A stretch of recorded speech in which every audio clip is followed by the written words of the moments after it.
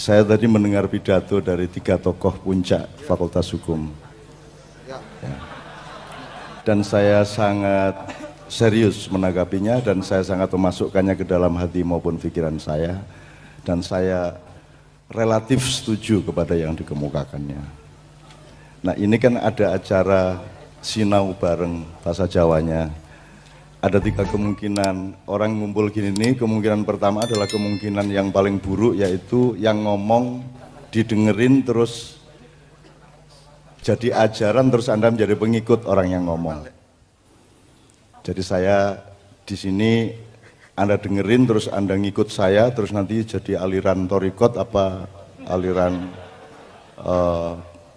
terus jadi saya bisa jadi Karl Marx, saya bisa jadi Machiavelli, saya bisa jadi Ibnu Taimiyah, saya bisa menjadi Habib Rizik.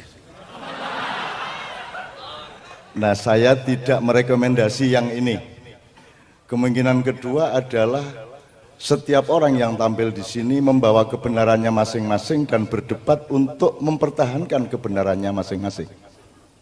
Dan ini tradisi mainstream modern. Kalau sudah berdebat di media sosial itu bukan bareng-bareng rendah hati mencari yang benar yang bagaimana, tetapi datang dengan sombong dan mantap untuk mempertahankan kebenaran masing-masing. Benar nggak? Kalau Anda milih ini, saya mulai. Saya tidak merekomendasi yang ini, saya juga tidak akan mempertahankan kebenaran saya karena saya tidak pernah bilang kepada Anda bahwa yang saya omongkan pasti benar. Kebenaran tidak di tangan saya ini hanya bisa bergabung kepada kebenaran, tapi kebenaran yang sejati, Anda sudah tahu rumusnya, untuk anak-anak maknya, ada benernya sendiri, bener dewe, di atasnya ada benernya orang banyak.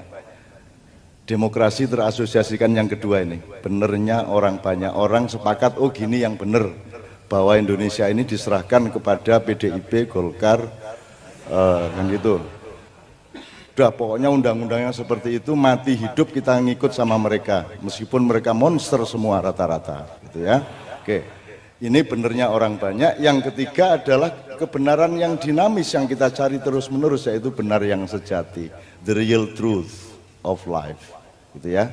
Nah, saya merekomendasi semua yang kita omongkan ini nanti adalah kita, Anda, saya, para narasumber maupun anak-anak saya yang tadi pidato itu bareng-bareng yang benar yang gimana ya. Kita cari bareng-bareng dan kita nyicil, nggak mungkin kebenaran judul ini kita temukan malam hari ini. Tapi kita harus ketemu kuncinya, pintunya dan arah-arah untuk menemukan sumber dari kebenaran masa depan maupun masa silam kita. Kan gitu. Jadi kita nyari bareng-bareng loh ya, rendah hati ya. Kalau salah ya ketawa aja, wong. Kan setiap orang punya kekonyolannya masing-masing. Saya juga punya kekonyolan. Saya jangan pikir dengan Anda yang dokter dan pinter bahasa Arab itu tidak punya kekonyolan.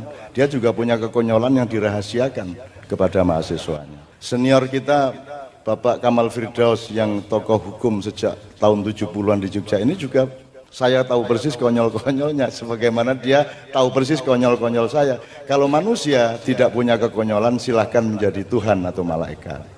Kan begitu. Jadi wong elek rupanya ya ra masalah, wong rada bodoh sithik ra masalah gitu loh. Wong rada pokok-pokok sithik ya ra masalah, ning panggonane iki sing cetha gitu loh. Ono wong kaya ngono presiden. Upamane lho ya. Ya kabeh iki ana pantes-pantese ya toh. Oke. Dan seterusnya, oke ya. Oke, nanti ini kuncinya, tolong diingat, ini kuncinya adalah apa bedanya gini.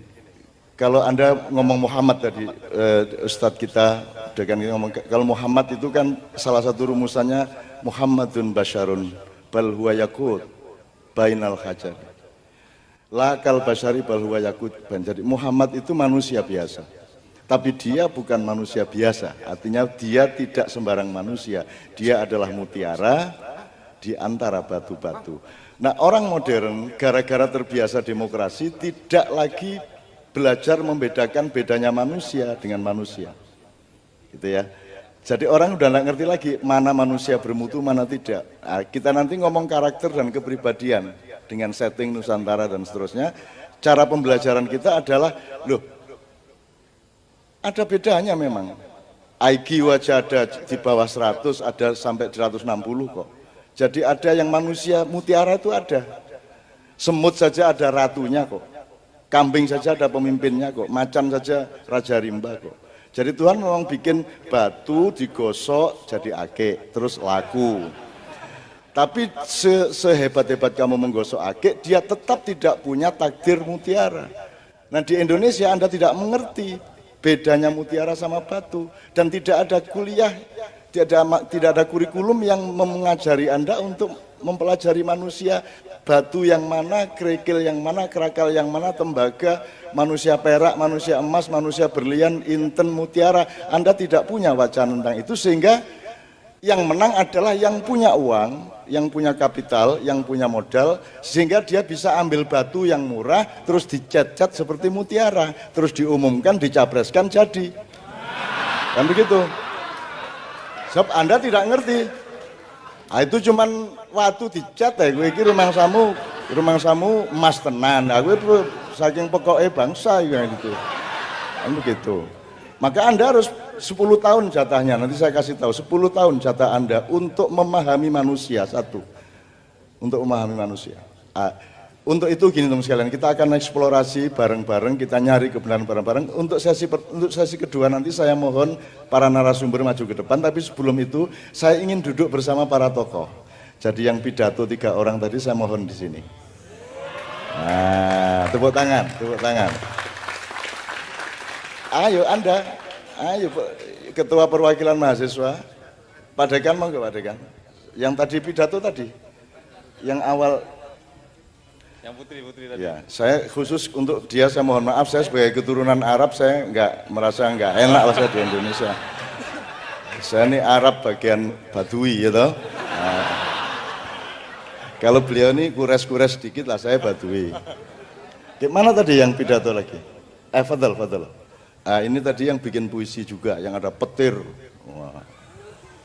Oke, kalau hujan turun bagaimana? Saya tanya dulu. Lanjut. Siapa yang mengatakan hujan buruk? Hujan itu negatif. Kita pastikan. Kalau hujan negatif, ini menjelang hujan mulia ya kan. Gitu. Kalau hujan, siapa yang berani hujan-hujan bareng saya di sini? Wani ya. Anda ini khalifah, Anda ini pemimpin rahmatan lil alamin, nggak hanya memimpin manusia, Anda memimpin rumput, memimpin air, memimpin udara, memimpin lingkungan hidup, memimpin awan. Sekarang ketika Anda kumpul, semua yang Anda pimpin ingin datang. Tadi air bilang saya di awan, Cak, saya boleh ikut nggak? Monggo, gitu. Akhirnya gerimis lah, ngono ceritanya. Apa hak saya melarang air ikut bersarasehan di sini? Loh, kok air ikut bersarasehan? Loh, kamu tanya riwayat Nabi Sulaiman dengan semut, dengan binatang, dengan semuanya. Kamu tanya riwayat Nabi Ibrahim dengan gunung, Nabi Muhammad dengan gunung. Emang tidak ada komunikasi emang komunikasi hanya antar manusia yang sekolah?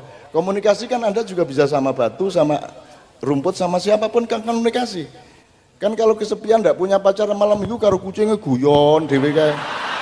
Dikanek ngene-ngene ngono ta. Anak kucing ora masalah, ning sing duwe wedhus ki lho. Duwe wedhus ora duwe yang, akhire wedhuse dikeloni ngono kae. Engko metu aswatama ya ta. Oke, bismillah.